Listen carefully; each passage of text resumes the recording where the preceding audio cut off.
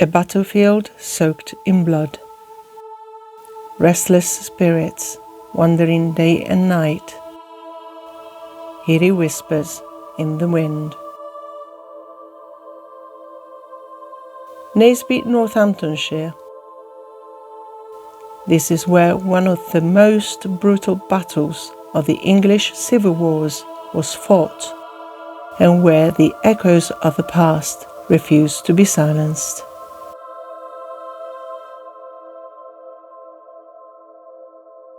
Are these just stories, or is there something truly haunting about these historic grounds?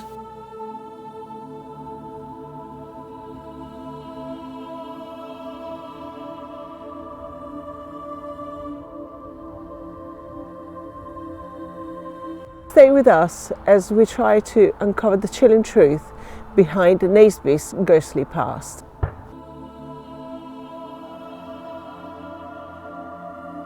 I can hear shooting from the field across the road. Can you hear the noises? There's probably just someone random shooting, but it's shooting. Naseby battlefield is a place of immense historical significance. But what happened here? The Parliamentarian forces decisively defeated the Royalist army on June 14, 1645. The battle marked the turning point of the war, leading to the downfall of Charles I and the triumph of Oliver Cromwell's parliamentarians. Situated in Northamptonshire, its rolling hills and its high vantage point made this the perfect location for a large-scale confrontation. Now, the strategic importance of Naseby cannot be overstated. The parliamentarian forces outmatched the Royalists both in numbers and tactical discipline. And within hours, the Royalist army was in full retreat, suffering devastating losses. With many believed to be imprisoned in nearby churches, barns, farms, and makeshift holding areas while they were awaiting for their sentences.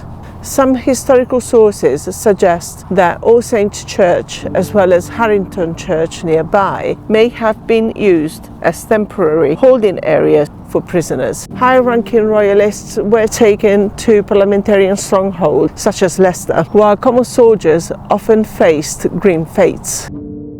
Alongside its rich history, some rumours have emerged about ghostly encounters that have left many wondering if the spirits of fallen soldiers still roam these grounds. Are these indeed the restless spirits of those that lost their lives in the brutal battle, or are they merely myths that have been perpetuated in local lore? Perhaps it is the weight of history, or maybe the knowledge that the earth beneath our feet is soaked with the soldiers' blood, or maybe, just maybe, it is something more.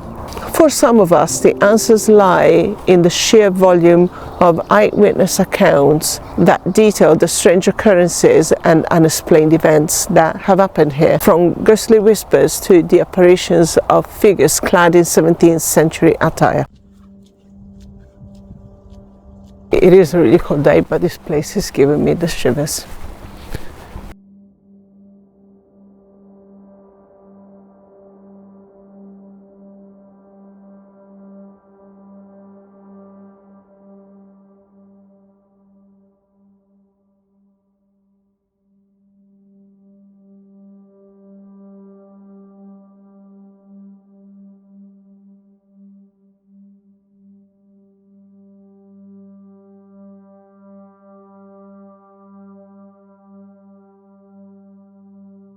And still, there is an equal measure of skepticism.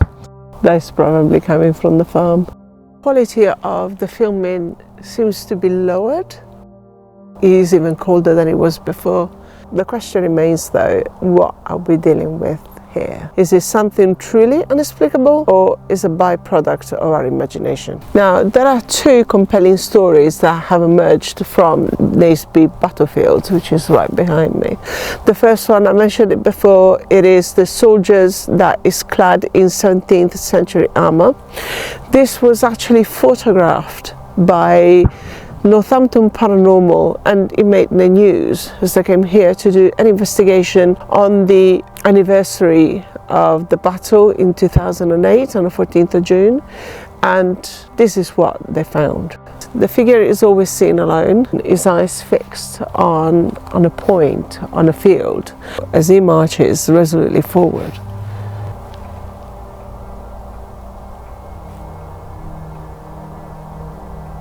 He's probably coming from the farms, definitely. But, you know, with the backdrop of Naseby battlefield, it makes this all the more chilling. Now, there is another account of a ghostly figure that was spotted actually in the 1800s. So it was actually 1898 to be exact. And that was the ghost of Oliver Cromwell. Now, leave it to the Victorians to find a good ghost in the fields in Naseby, right? They just love that paranormal. And the figure was spotted riding on horseback across the fields. And one wonders, what would Oliver Cromwell's ghost do here? The rumours of the myths, of the legends, I'm not quite sure what it is anymore, is that Cromwell's body is buried somewhere here in the field. Now, Cromwell was indeed buried in Westminster upon his death, but when Charles II became king again in 1660, had his body exhumed and put on display in London, his head removed, put on a spike for everyone to see. And after that, Cromwell would be secretly buried here in the fields. Why here? This is the place where he obtained his greatest victory and glory. Now, that is not all. Not too far from here, in the center of Naseby, there is All Saints Church. The church contains the so-called Cromwell's table, and we're going to see what it is. Quite spooky. Right, we're going in the shop and getting rid of the keys. We're going to have a church all to ourselves. The church contains Cromwell's table, and I'll explain to you what it is once we get in.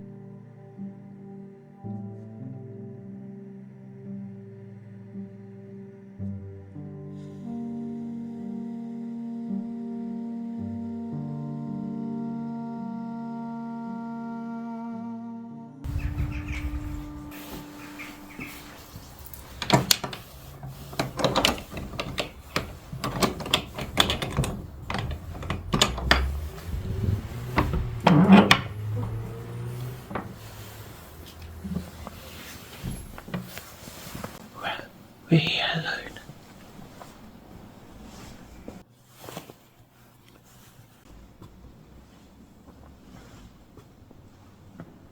Wow.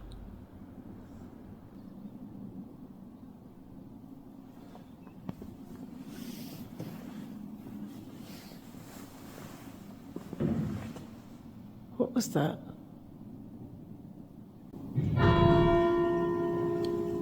Oh. He kind of gave me a heart attack. What on earth?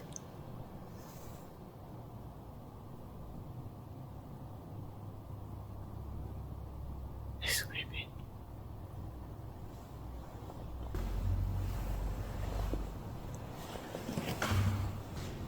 You can hear the thuds, and I think that it might be the clock every time it changes the minute. He's really loud. Quite spooky, actually. Local legends claim that on the eve of the battle, members of the King's Life Guard were dining at this very table when they were ambushed by Cromwell's men. Some were killed, some were ambushed. Legend says that in a macabre twist, Cromwell's men finished the meal. I can hear whistling. This is a strange object to keep in a church, isn't it? Now, there are some ghostly speculations, as the church was also said to host some of the prisoners while they were waiting either to be executed or to be transported to parliamentarians' strongholds. Some of the noises here, I cannot explain. Anyway, it's a bit creepy.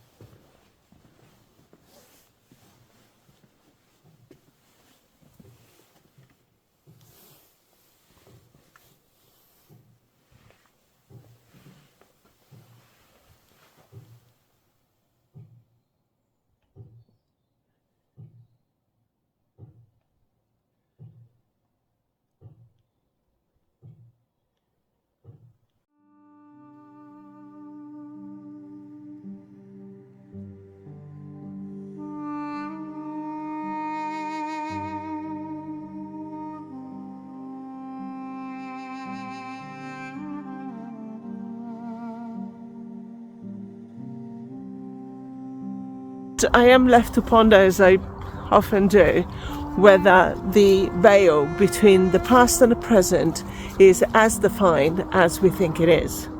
Well, you guys, I hope you enjoyed this video, and if you did, please give us a thumb up, and I shall see you in the next one. Thank you for watching. Bye.